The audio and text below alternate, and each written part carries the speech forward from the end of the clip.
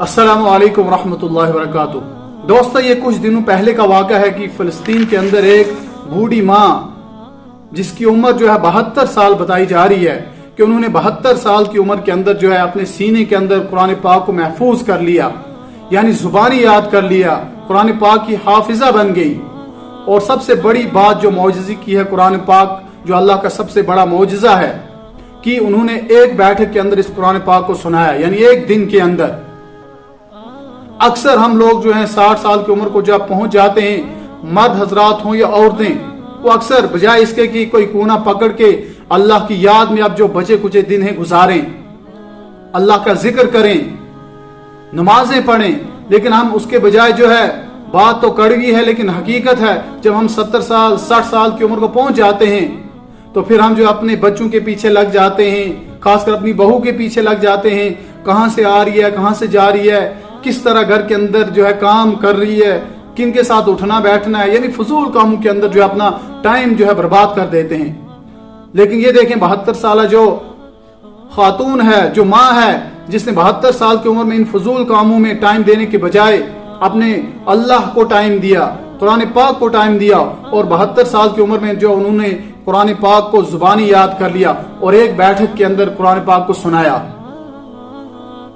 कई मुल्क जो आज भी ऐसे हैं, अफ्रीका के अंदर अगर हम देखें, हम अक्सर अपने जो मोबाइल पे देखते रहते हैं कि अफ्रीका के अंदर कहीं गांव ऐसे हैं जिनके पास कुरान पाक खरीदने के लिए पैसे भी नहीं है, वो आज भी तख्ती के ऊपर लिखकर उस कुरान पाक को याद करते हैं।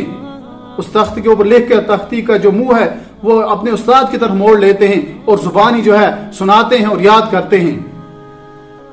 ये बात अगर आप सल्लल्लाहु अलैहि वसल्लम की जमाने की अगर समझी जाए तो समझ आती है कि उस जमाने में जो है 1400 साल पहले कुरान पाक को तख्ती के ऊपर लिखा जाता था, लकड़ियों के ऊपर लिखा जाता था, पत्तों के ऊपर लिखा जाता था, हड्डियों के ऊपर लिखा जाता था।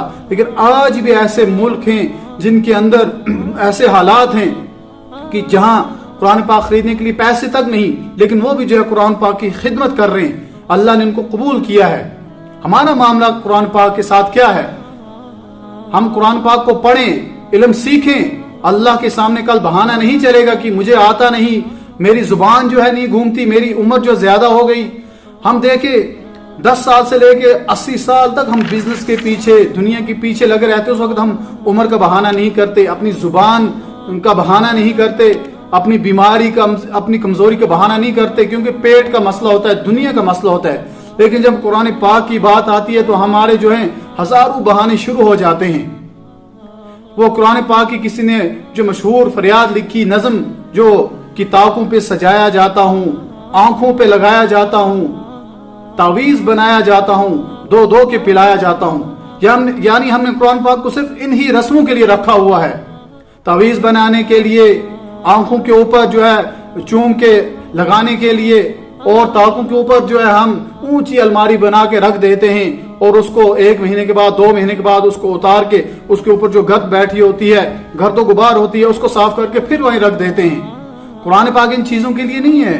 या किसी के अंदर झगड़ा हो गया, या मामलात के अंदर कोई जो है गड़बड़ हो गई, हिसाब में कोई ऊंच नीच हो गया, तो फिर हम जो है कुरान पाक को जो है कसम के लिए उठा लाते हैं।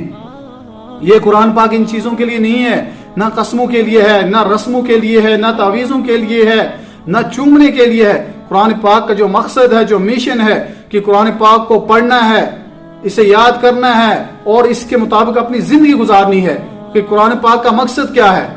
ये एक हमारे लिए जो है गाइडलाइन है कि हमें गाइड करने के लिए आया कि आपको जिंदगी किस तरह गुजारनी है, अपने रब को किस तरह पहचानना है।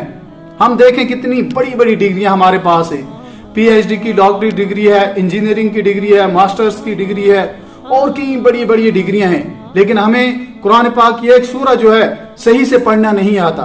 हम कल अल्लाह को क्या जवाब देंगे कि हमने इतनी बड़ी बड़ी डिग्रियां हासिल की, 15-20 साल उसके अंदर जो आपने लगा दिए, अपनी पूरी जवानी, अपनी नींद, अपनी भूख, सारा जो है आराम उसके पीछे लगा दिया, लेकिन हमने अल्लाह के कुरान के लिए क्या किया? कल ये कुरान जो हमारे लिए कल हुज्जत बनेगा, या हमें कल जन्नत में लेकर जाएगा, या हमें जहन्नम में जाने के लिए हमारा जो है ये जरिया बन जाएगा। अगर हम इसके ऊपर अमल नहीं करेंगे, इसको सही नहीं पढ़ेंगे, अगर हमारा कुरान पाक गलत है तो हमारी नमाज कहां से सही होगी? कि क़यामत के दिन नबी अलैहिस्सलाम ने फरमाया कि कुछ लोग ऐसे होंगे कि जिन्हें अल्लाह कहेगा कि आप अपनी नमाजें लाएं, क्योंकि सबसे पहले जो है क़यामत के दिन नमाज का हिसाब होगा। तो जब अपनी 50 साल 60 साल नमाजें जो है पेश करेगा तो वहां देखेगा खाते में कुछ भी नहीं होगा, जीरो होंगे। तो अल्लाह से कहेगा या अल्लाह मैंने तो इतने साल की नमाजें पढ़ी। तो अल्लाह तबारक व तआला फरमाएंगे कि आपने तो पढ़ी लेकिन आपका कुरान ही गलत था, जिस तरीके से नमाज पढ़नी थी उस तरह से पढ़ी नहीं, इसलिए जो नमाज आपके मुंह पे फेंक दी गई और यहाँ आपके खाते में तो कुछ भी नहीं है। इसलिए नमाज के लिए, नमाज के सही और कबूल होने की पहली शर्त जो है वो कुरान पाक का सही होना है। हम देखें कितने दुनिया के काम हम करते रहते हैं, जितने मुश्किल से मुश्किल काम हम करते हैं और उसके अंदर कामयाब होते हैं। कुरान पाक जो है उसका एक पारा हम पढ़ने के लिए तैयार नहीं है, केवल कुछ सूरतें पढ़ने के लिए तैयार नहीं है जो सही पढ़ सकें और नमाज के अंदर जिनको हम पढ़ सकें। कल हम अल्लाह को क्या जवाब देंगे, कौन सा बहाना करेंगे। चाहिए हम सबको किन बातों के ऊपर गौर करें, हासिल करें, और जिस तरह उन्होंने 72 साल की उम्र के अंदर कुरान पाक को अपने सीने के अंदर महफूज कर लिया, हम चंद सूरतें तो पढ़ें, कुछ आयतें तो पढ़ें जो हमें नमाज के अंदर जो हमारी नमाज को सही करें।